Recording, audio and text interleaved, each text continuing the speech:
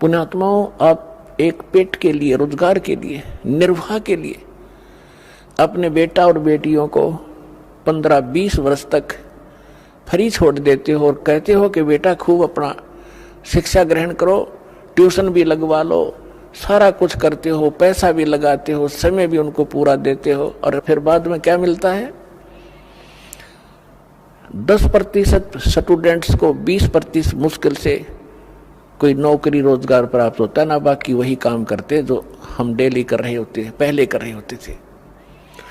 अब वो तो केवल एक पेट के लिए और केवल इस समय वर्तमान के लिए, और हमने जब ये ज्ञान होगा आप जी को कि आगे कहर टूटेगा आपके ऊपर, इस जीव के ऊपर दुख तो आगे आवेंगे, अब तो रोटी का रोड़ा है बस, और ये परमात्मा की शरण माया पाछे ये नहीं रहेगा। ये आप विशेषकर नोट कर लेना, इस समर्थ की शरण में आने के बाद आपको निर्वाह की चिंता नहीं रहेगी, इतना दे देगा, याद रखोगे।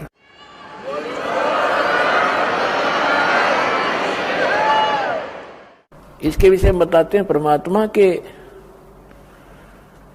समर्थ का शरणा गहो रंग होरी हो, भाई कदे न हो एकाज राम रंग होरी हो।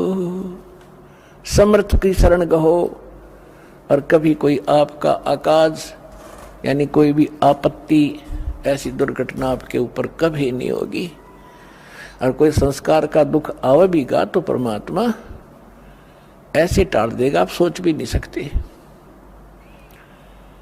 फिर क्या बताते हैं कि जो इस परमात्मा की शरण में आ जाते हैं, जो भक्त संत, वो फिर उनके लिए किसी चीज की कोई समस्या नहीं रहेगी। आप देखना, जिन भक्तों ने सच्चे दिल से ये भक्ति कर रखी है और जिनको 4, 5, 10 वर्ष हो गए हैं, दास को पता है उनकी उसमें क्या स्थिति थी और आज उनके कितने सुख दे रखे हैं। तो इसलिए इस परमात्मा की शरण में आने के बाद आपके भाग में ना होगा वो भी सुख देगा। ये समर्थ है।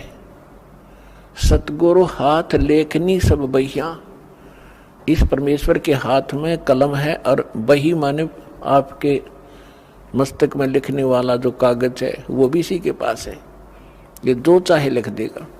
तो इसलिए दास ये प्रार्थना करना चाह रहा था कि आपने इस आध्यात्मिक यूनिवर्सिटी में ज्यादा अटेंडेंस करनी चाहिए, और यहाँ से CD वगैरह ले जाके घर अपना बच्चों को दिखावे, रिश्तेदारों को सुनावे, और आप भी घनी अच्छी तरह सुने, तो फिर आपको यहाँ का भी सुख मिलेगा, संसारिक सुख आपको इतने देगा, आपने हाथ जोड़ना पड़ेगा भगवान का आगे, क्योंकि आपको ज्ञान हो जाएगा इस माया का करेंगे कि ये तो हमें डुबो दी गया लास्ट में। इस दास के साथ ये घटा हुआ सा कुछ, तब दास कॉन्फिडेंस से आपसे कह रहा है।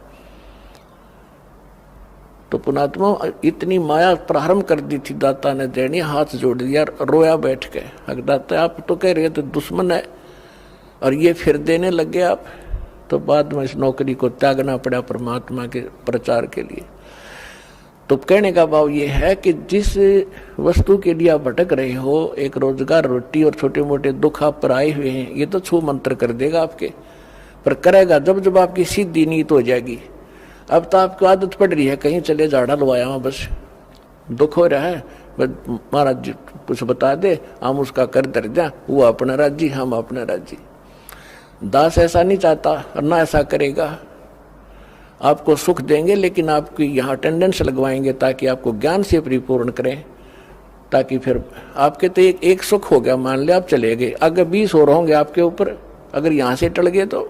दास आपको ये बताना चाह रहा है कि इसमें समय घना दो और ध्यान से सुनो इस आध्यात्मिक लेक्चरों को, इन प्रवचनों को, और आपके कंठस्थ याद हो जाएगी। जैसे रामायण महाभारत हमने घोट रखी थी, कितने दिन तो सुनते आ रहे थे, 1 से 2 से हजारों से वही कथा सुनी। तो अब ये सत्य कथा सुनोगे, ये बच्चे बच्चे तक पहुंच जाएगी, और फिर एक रस हो जाएंगे, कोई डगमग करणिया नहीं रहेगा, बीच में अटपट करनिया।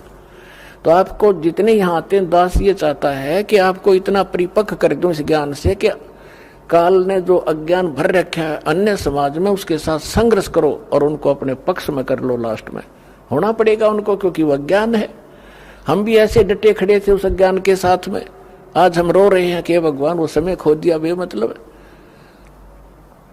तो इसलिए थोड़ा सा ध्यान से सुनना।